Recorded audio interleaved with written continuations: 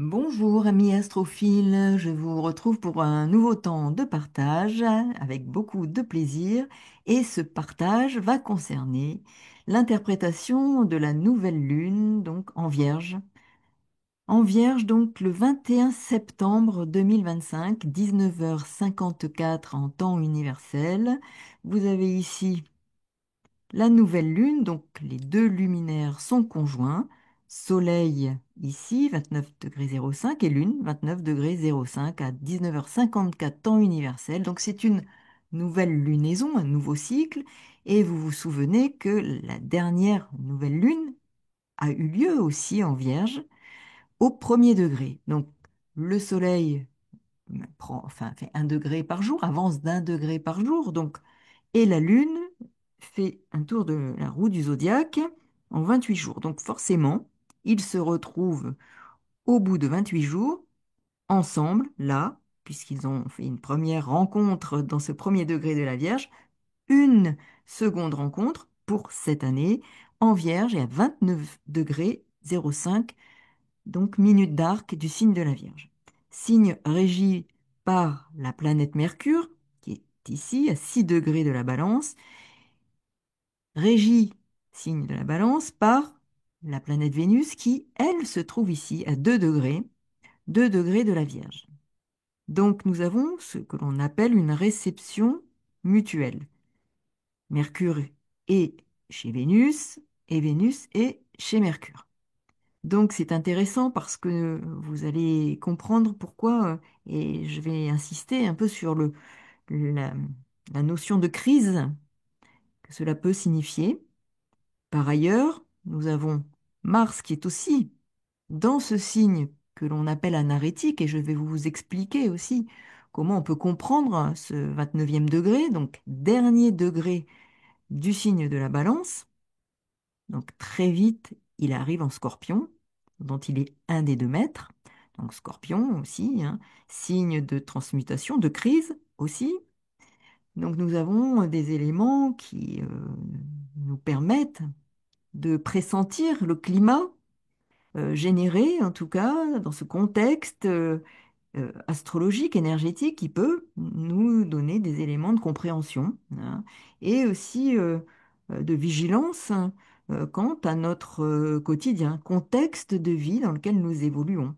Et puis, bien sûr, hein, vous voyez très vite aussi, hein, Mars est au carré, hein, vous voyez ici, on appelle un carré, donc c'est les énergies de ces deux planètes, donc Mars, Pluton, les deux planètes maîtresses du Scorpion, la Lune noire, hein, donc je dis souvent la Lune noire est comme un petit Pluton qui se trouve dans ce signe du Scorpion, les planètes maîtresses au carré l'une de l'autre, donc tension puisque les énergies circulent moins bien quand il y a cet aspect de carré, hein, qui fait qu'il y a en effet 90 degrés, hein, entre les deux planètes. Alors plus ou moins, on accepte un orbe de 5 degrés, hein, mais là nous voyons bien qu'il y a donc un carré qui est présent et qui fait que les énergies de Mars et Pluton sont deux puissances, hein, réellement, hein, puisque Mars, n'oublions pas, c'est le carburant, hein, c'est la planète qui sert de carburant à la manifestation des énergies des autres planètes. C'est pour ça que l'on dit que c'est une planète qui est comme la Lune, hein, un déclencheur. Donc nous avons ici des éléments qui sont particulièrement riches en matière d'interprétation. Et puis Saturne, rétrograde en Poisson, donc axe Vierge-Poisson. Donc nous avons ici une opposition, hein, entre Saturne, Neptune qui est aussi rétrograde et qui va bientôt revenir aussi en Poisson. Et là, nous avons en effet ici, Saturne en particulier, rétrograde 28 degrés des Poissons, donc en opposition à cette nouvelle lune. Alors avant de poursuivre, je voulais vous donner quelques informations. Donc je vais mettre en place des ateliers d'interprétation, hein, donc si celles et ceux qui veulent s'inscrire, je prendrai 3, 4 personnes par atelier. Donc je vous transmettrai pour ceux qui sont intéressés donc des ateliers d'interprétation à partir de thèmes et nous travaillerons ensemble sur l'interprétation des thèmes que vous pourriez avoir choisis ou que je choisirai et nous y réfléchirons ensemble. Et puis des séances aussi que je mets en place, des séances d'accompagnement, développement, je dirais, transpersonnel, hein, d'accompagnement. Alors bon, il est de bon ton aujourd'hui de dire du coaching. Alors on peut dire du coaching à partir du thème, à partir de l'astrologie, mais c'est une base, c'est un support. Alors je vous redis pour ceux qui ne l'ont peut-être pas entendu, mais je suis aussi psychologue clinicienne, thérapeute, praticienne en EMDR, donc pratique autour du traitement des traumatismes psychiques. J'ai aussi une formation en sophrologie, donc ce qui m'apporte différentes cordes, je dirais, à mon arc, plus bien sûr, mais l'astrologie, donc qui sera la base avec laquelle et sur laquelle nous travaillerons, mais là c'est en individuel, hein, donc des séances d'accompagnement à partir du thème astral, donc développement, je dirais transpersonnel, hein, parce que il me semble que cette dimension transpersonnelle est bien plus aujourd'hui nécessaire que le développement personnel, même si il peut être une base, hein. On peut faire des allers-retours entre développement personnel et aller en direction du développement transpersonnel. Voilà. Donc, si vous voulez en savoir plus sur ces outils, outre les consultations hein, que je propose sur Révolution solaire, sur le thème natal, aussi donc ces ateliers, hein, donc en visio, hein, toujours hein, visio. Alors, il arrivera certainement par la suite que je propose en présentiel, hein, des conférences ou autres outils, mais là il est question d'un programme d'atelier d'interprétation, hein, donc 3-4 personnes maximum, et voilà, et des séances individuelles d'accompagnement en développement transpersonnel sur la base du thème avec des outils, hein. Alors, je suis plutôt d'appartenance d'approche jungienne, hein. Alors, j'ai une formation freudienne, mais j'ai une nette préférence pour le développement de la psychologie jungienne. Donc voilà, sur ces bases-là, je vous proposerai des outils qui nous permettront ensemble de travailler sur de l'interprétation et aussi en individuel, coaching et accompagnement. Alors, je reviens sur la nouvelle lune. Alors, à la fin de la vidéo, hein, je repréciserai, sous la vidéo, dans la barre de description, vous trouverez l'adresse mail où me joindre pour avoir des précisions sur ben, les dates et puis voilà, comment peuvent s'organiser ces temps de rencontres et d'interprétation. Alors, nouvelle lune, donc nouvelle lune en Vierge. Donc, ce qui est important d'avoir à l'esprit, c'est que, en effet, ce degré, alors je vais commencer par le degré 29, hein, parce qu'on on le dit, donc on l'appelle hein, degré anarétique. Il est vrai qu'il est question essentiellement hein, de ce degré. Alors, on le dit en astrologie karmique. Moi, j'ai une préférence pour évoquer l'astrologie d'évolution, hein, parce que souvent, l'astrologie karmique, on a l'impression que bon, c'est le choc en retour. Alors, ça peut arriver, hein, mais c'est surtout la nécessité de procéder à un rééquilibrage. C'est comme si nous avions utilisé de façon inappropriée, inadaptée, une énergie de l'univers, une énergie cosmique, et que nous l'avions utilisée de manière inadaptée, pas en harmonie avec le cosmos divin, je dirais, hein, mais sans appartenance à une religion, hein, en cette puissance qui n'est, je dirais, qu'harmonie. Et en effet, là, nous avons, par nos pensées, nos attitudes, nos comportements, alimenter une énergie qui n'est pas en harmonie avec ces vibrations, ces fréquences vibratoires, donc les plus élevées et l'harmonie divine, du cosmos divin universel. Donc nous avons fait un mésusage, je vais dire, de ces puissances énergétiques. Et il nous est demandé, ou nous sommes invités, à procéder à un rééquilibrage. Et ici, nous avons en effet, dans ce dernier degré, un moment clé, je dirais, parce que ce degré, hein, qui fait référence au 29e degré d'un signe, hein, et quel qu'il soit, et nous avons Mars aussi dans ce 29e degré, donc c'est particulièrement intéressant, Mars euh, et Saturne qui vient de quitter le 29e degré du Poisson au moment de la nouvelle lune, nous voyons bien combien ce degré qui est considéré comme un degré éminemment sensible et critique. Il nous parle, degré anarétique, de transition et de crise. Alors c'est important de revenir à l'étymologie du mot crise, hein, qui vient du grec crisis et qui signifie jugement ou décision, hein. C'est un dérivé du terme crinéen qui signifie juger ou discriminer. Et vous voyez combien dans cet axe Vierge-Poisson, la notion de discriminer est importante. Cela va faire appel à notre sens de la discrimination, et j'en ai parlé à plusieurs reprises, hein. Le nœud nord étant en Poisson, il nous est bien demandé d'utiliser ce nœud sud, qui est en Vierge, à 18 degrés hein, de la Vierge, puisque les nœuds lunaires s'opposent, hein. Le nœud nord est à 18 degrés, donc le nœud sud est à 18 degrés de la Vierge, du signe complémentaire qu'est la Vierge.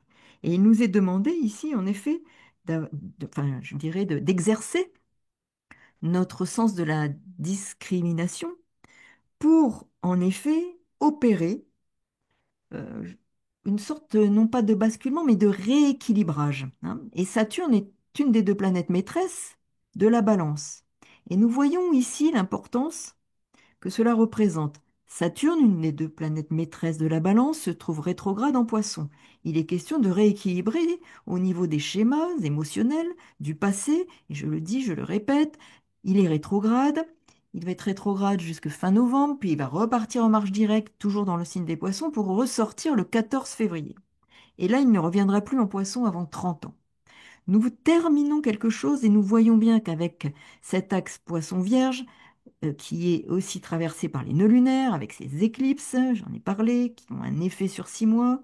Donc nous voyons bien que jusqu'en mars, tout ce qui est mis en place jusque-là, ça va être d'abord de nous bousculer émotionnellement à travers des situations pour que l'on puisse comprendre ce que nous avons encore à abandonner et qui vient nous coller à la peau. Mais, mais, il est question d'un rééquilibrage. Il n'est pas question de tout abandonner. Il est question d'abandonner ce qui ne convient plus à notre évolution, donc d'avoir ce sens de la discrimination.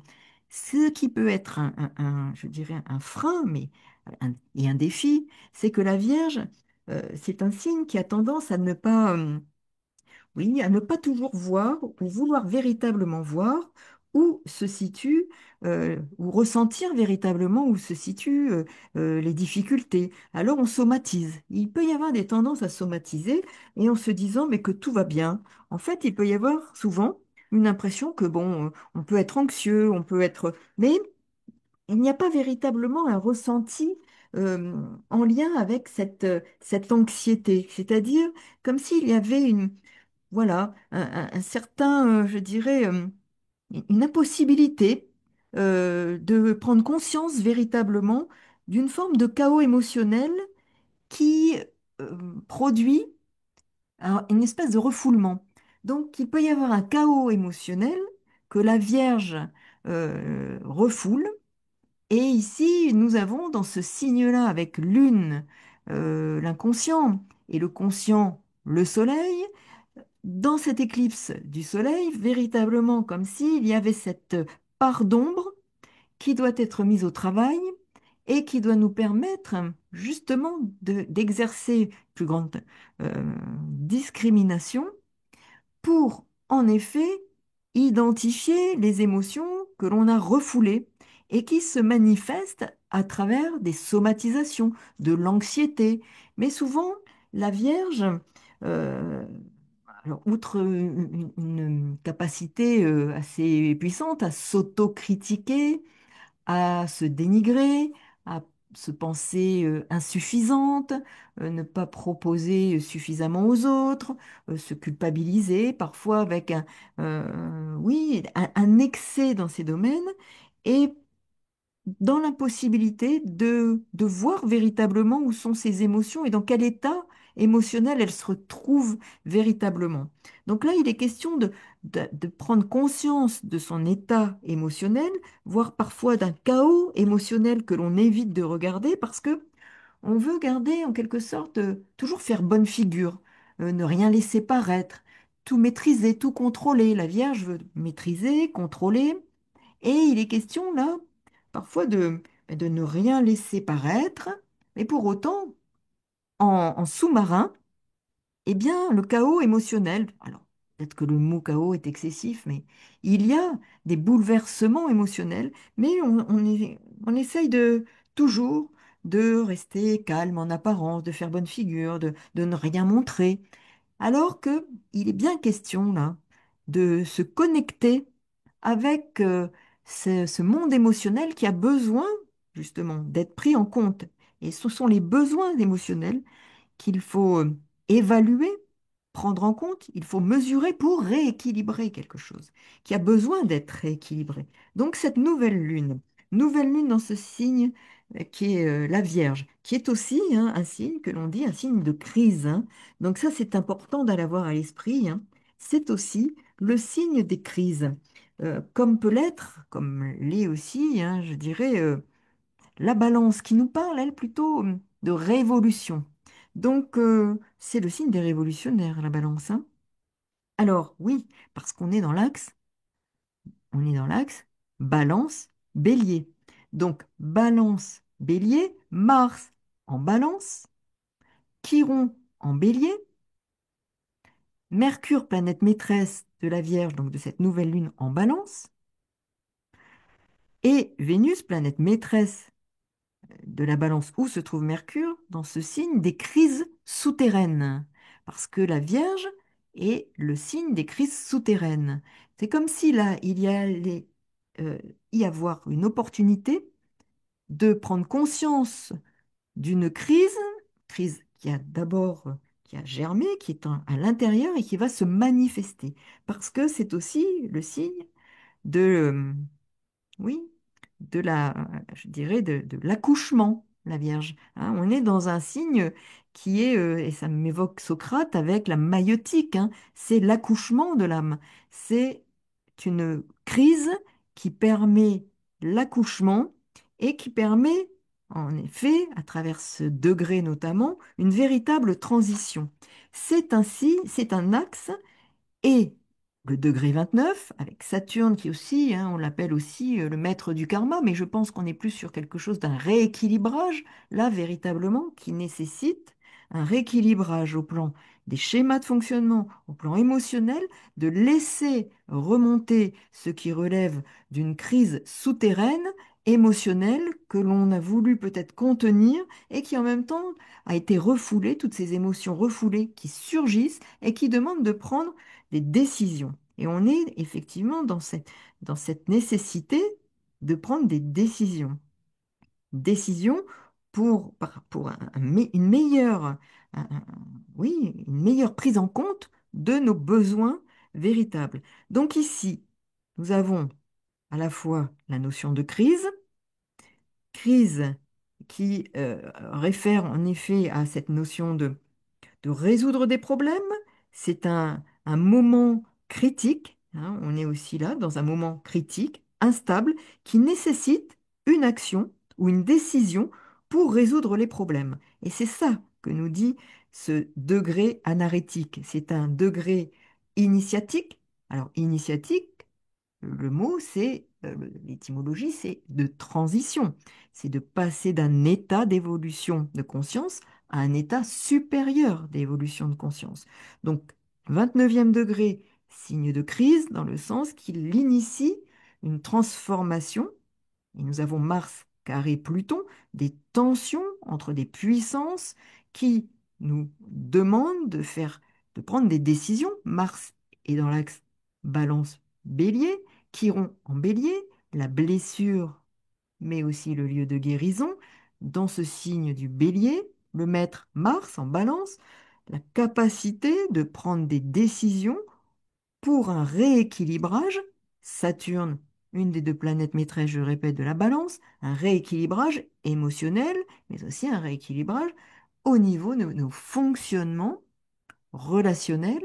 C'est aussi l'occasion de prendre conscience des attentes que l'on peut avoir vis-à-vis des autres, qui sont des attentes ici que l'on comprend très bien dans cet axe Vierge-Poisson, Poisson, des attentes excessives, une idéalisation, donc forcément une déception vis-à-vis du comportement de telle ou telle personne ou des autres en général, hein. On est dans une projection, projection, idéalisation, déception, puisque forcément l'autre est paré de, de certaines valeurs, ou en tout cas ce qu'on attend de l'autre est démesuré, excessif, idéalisé, donc forcément génère une déception.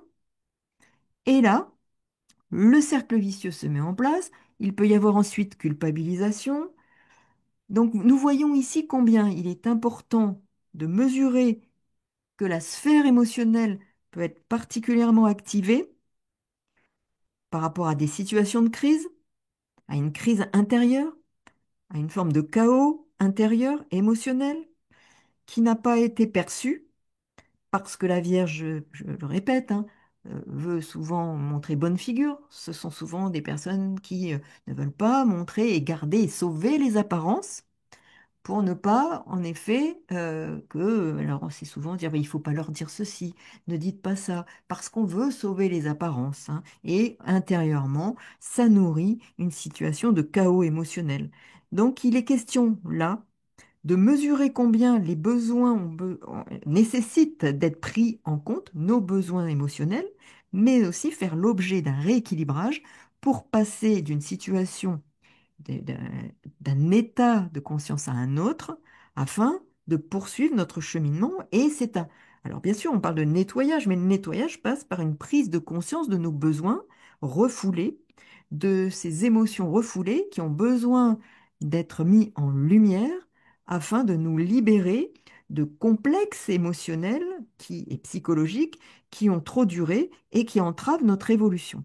Donc ça se passe avec des situations concrètes, hein. Ça n'est pas juste quelque chose d'un vécu seulement intérieur, hein. Ce vécu intérieur peut être mobilisé à travers une situation concrète dans notre existence. Donc, il est bien question de transition et crise. Ce degré est un point de transition, degré 29, tant pour Mars qui est au degré 29 que pour la nouvelle Lune, dans ce signe qui est la Vierge qui représente les crises souterraines. Et là, nous avons l'émergence de la nécessité de prendre en compte ces besoins pour, en effet, affirmer davantage qui l'on est, prendre des décisions, mais être conscient aussi que ce sont les projections que nous avons sur les autres qui génèrent les déceptions potentielles. Donc, c'est aussi ce qu'on attend, par exemple, je ne sais pas moi, un parent attend d'un enfant qu'il soit à la hauteur de ses illusions, de ses espérances. Alors, ça génère une déception, parce que personne ne peut être à la hauteur d'une d'illusion nourrie par ses propres complexes, par sa propre histoire. Donc, il faut accepter l'autre, et c'est aussi la Vierge, au fur et à mesure dans le temps, accepte davantage l'autre parce que il y a une tendance à l'autocritique très forte et aussi à la critique de l'autre. Parce que il y a des attentes excessives par rapport à soi, une idéalisation, un idéal qui peut être un idéal physique, un idéal intellectuel, un idéal, je dirais, en tout genre, mais aussi on idéalise la relation à l'autre, on idéalise ce qu'on peut attendre de l'autre, et puis ben, ça ne vient pas, donc on critique l'autre, on estime il n'est pas suffisamment ceci, pas suffisamment cela, alors que il s'agit de nos projections sur cette personne. On attend qu'un parent soit comme ça, on attend qu'un enfant soit comme ça, on attend qu'un patron soit comme ça, on attend qu'un voisin soit comme ça, selon un idéal que l'on porte et que l'on projette. Et puis, ben, déception arrive, en effet, mais l'autre n'a rien à voir avec ça. Il est comme il est, avec ses qualités, ses défauts.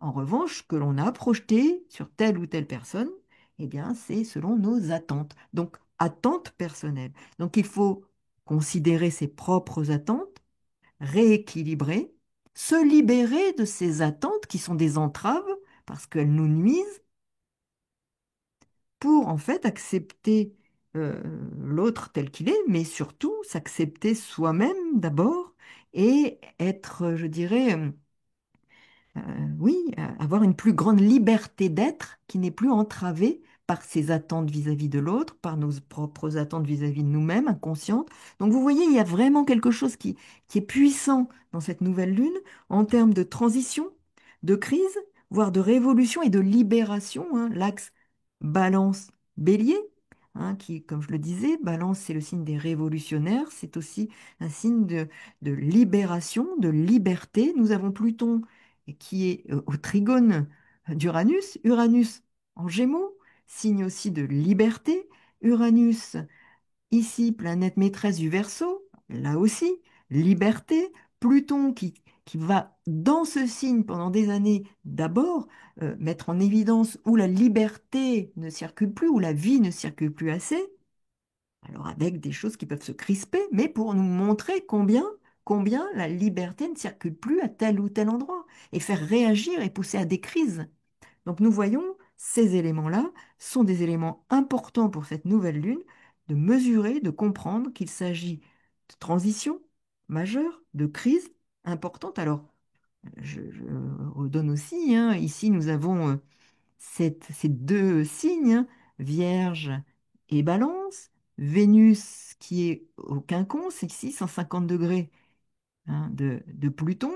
Alors il peut être, je parle de crise bien sûr, hein, crise financière, hein. Nous avons ici Mars qui est en Balance. Alors, très vite, hein, bien sûr, il passe en Scorpion, mais c'est l'axe 8-2, hein, le Scorpion, hein, en analogie aussi avec les finances, l'argent, l'immobilier.